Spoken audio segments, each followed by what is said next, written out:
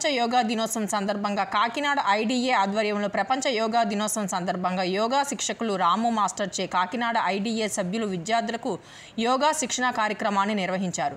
ఈ సందర్భంగా కాకినాడ ఐడిఏ కార్యదర్శి డాక్టర్ అడ్డాల మాట్లాడుతూ యోగా యొక్క ఆరోగ్య ప్రయోజనాలు వేల సంవత్సరాలుగా మానవాళికి అందుతున్నాయని, యోగా అభ్యాసంలో శారీరక భంగిమలు, లోతైన శ్వాస మరియు ఏకాగ్రత ఉంటాయని, ఇవి శారీరక, మానసిక, ఆధ్యాత్మిక మరియు భావోద్వేగ ప్రయోజనాలను అందిస్తాయని తెలిపారు.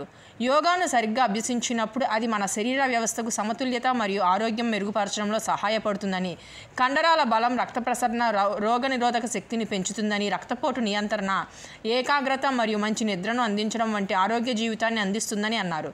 ప్రతిరోజు 15 నుండి 30 నిమిషాల యోగా సాధనం చేయడం వల్ల ఒక వ్యక్తి దైనందిన జీవితంలో గణనీయమైన మెరుగుదల వస్తాయని, శరీరం వంగి కదులుతూ కేంద్రీకృత పద్ధతిలో శ్వాసించినప్పుడు ఎక్కువ ఆక్సిజన్ ఉన్న రక్తం శరీరం అంతటా ప్రవహించి గుండెకు తిరిగి వస్తుందని, ముఖ్యంగా చేతులు మరియు కాళ్ళు వంటి అంత్య భాగాలలో ప్రసరణ పెరిగి మనిషి ఆరోగ్యకరమైన జీవనం కొనసాగిస్తారని అన్నారు. ఈ కార్యక్రమంలో కాకినాడ ఐడిఏ సభ్యులు doctor Srivalli, doctor Nagendra, doctor Siraj, doctor Padmavathi మరియు విద్యార్థులు పాల్గొన్నారు. అందరికీ నమస్కారం. ఈరోజు మన ప్రముఖ కార్డియాలజిస్ట్ డాక్టర్ ఆంజనేయ గారు హృదయానికి సంబంధించిన గుండెకి సంబంధించిన వాల్వ్స్ గురించి ఇవాళ అవగాహన కార్యక్రమం నిర్వహించడం జరిగింది. ఈ హృదయ గుండెకి రక్తనాళాలు దాని ప్రసరణ గురించి సార్ చెప్తారు. అందరికీ నమస్కారం. ఈరోజు national heart valve disease awareness programme.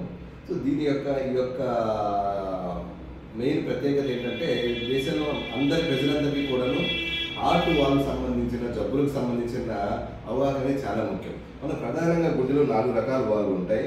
ఎడమవైపు మైట్రల్ వాల్వ్, అలాగే ఐట్రిక్ వాల్వ్, కుడివైపు tricuspid valve, pulmonary valve.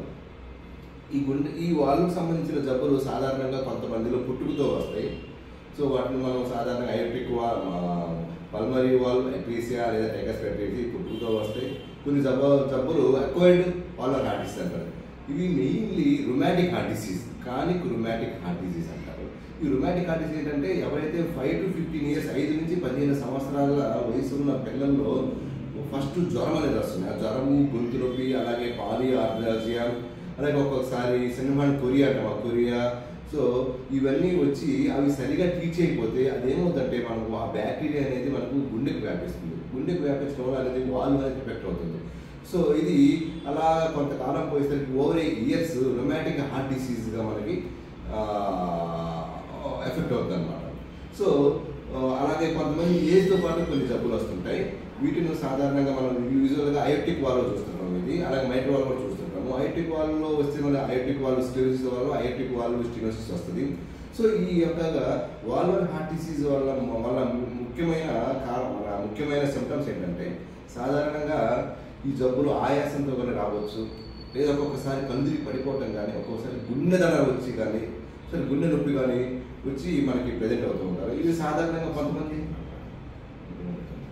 So ఇవి ఏంటంటే, మనకి కొంతమంది ఎక్కువ జనాలు ఇవి గుండె జబ్బు కాదు అని అసెస్ చేస్తుంటారు. ఈ అసెస్ చేయడం వల్ల ఏమిటంటే, మనకి ఆ డయాగ్నోసిస్ అనే ట్రీట్మెంట్ వల్ల డిలే అవుతుంది. అప్పుడు మనకు ప్రోగ్నోసిస్ అనేది చాలా బ్యాడ్గా ఉంటుంది. మనం ఎంత తొందరగా ఈ గుండె జబ్బులు సిమ్టమ్స్, సైన్స్ మనం తొందరగా అవగాహన పెంచుకొని తొందరగా డాక్టర్ దగ్గరికి వెళ్తే ఎంత తొందరగా ట్రీట్మెంట్ ఇస్తామో అంత తొందరగా కోలుకునే అవకాశం ఉంటుంది అన్నమాట.